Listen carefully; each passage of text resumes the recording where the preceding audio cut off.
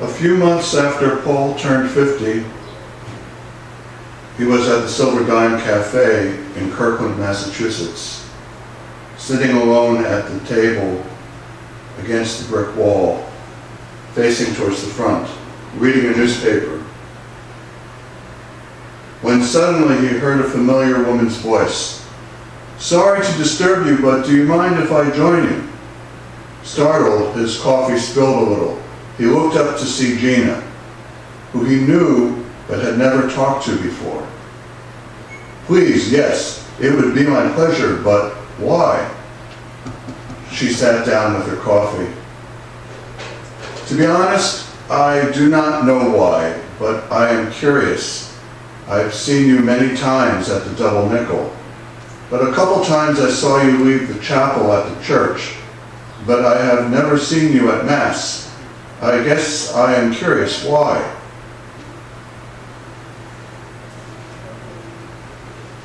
Paul sat there a moment and looked at her. He felt both joy and sadness. He looked down a moment and prayed. "Gina, I am being encouraged by Divine Mother to tell you. My prayer life is to God as Mother. Thus I am not Catholic, but I need a holy space to go deep into prayer." Gina looked at him. "Amazing. May the Divine Mother bless you." Gina was a little overwhelmed. She left the table and her coffee cup on it and went back to work. After work, she went to the Double Nickel as usual and was glad Paul was not there. Her mind was troubled. She could not talk to her friends as usual, and after eating and after finishing her pint of ale, she went to the Silver Dime crowded with tourists and sat alone with a bowl of ice cream to ponder what was troubling her. For years, her horror at the moral betrayal of archbishops who would not remove abusive priests from the ministry, it did not have much effect on her devotion to Catholicism. Prayer proved the truth of her religion. But necessarily, as an historian, she was familiar with the diversity of religion, and especially with the various Protestant Christian churches that were dominant in America. For many years, she had to, in her mind, defend her faith when reading about anti-Catholic sentiment in American history. But something Paul said. Gina was a Marian Catholic. Her devotion to Mother Mary was most important. She knew there was some arguments in the church as to the theology of Mary.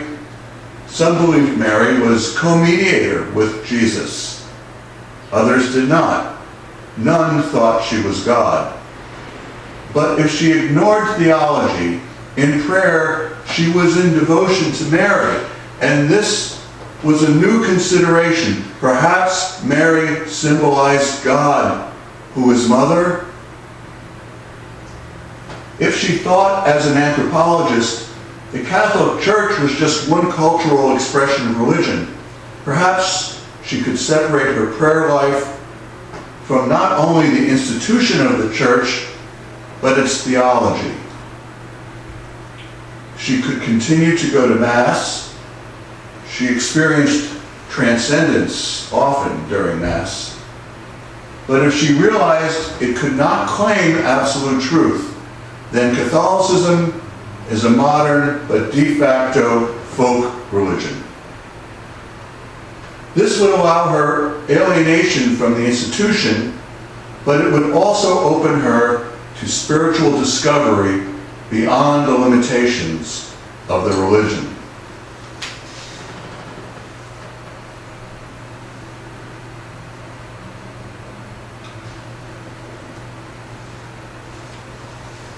God as Mother. God who is Mother. Gina could not let go of that idea. She knew millions in India believed so. She was familiar with feminist writers who believed that civilization was originally matriarchal and worshipped the goddess, before patriarchal civilization became dominant and who substituted patriarchal gods. And thus, monotheistic religion developed with the assumption God is Father. But Gina did not consider that important. She was a product of her time, a student of 19th and 20th century American history.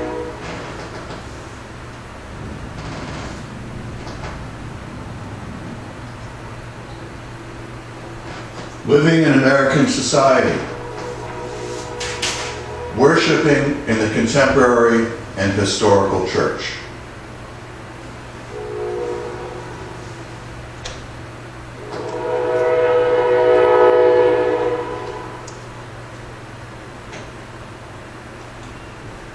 But history evolves, society evolves, and people evolve. God, who is mother of all life, she loved her, and as devotion to Mary, Gina had been praying to God, who is mother, since she was young. Prayer was confirming this new realization, and the grace was intense. God, who is mother, loved her.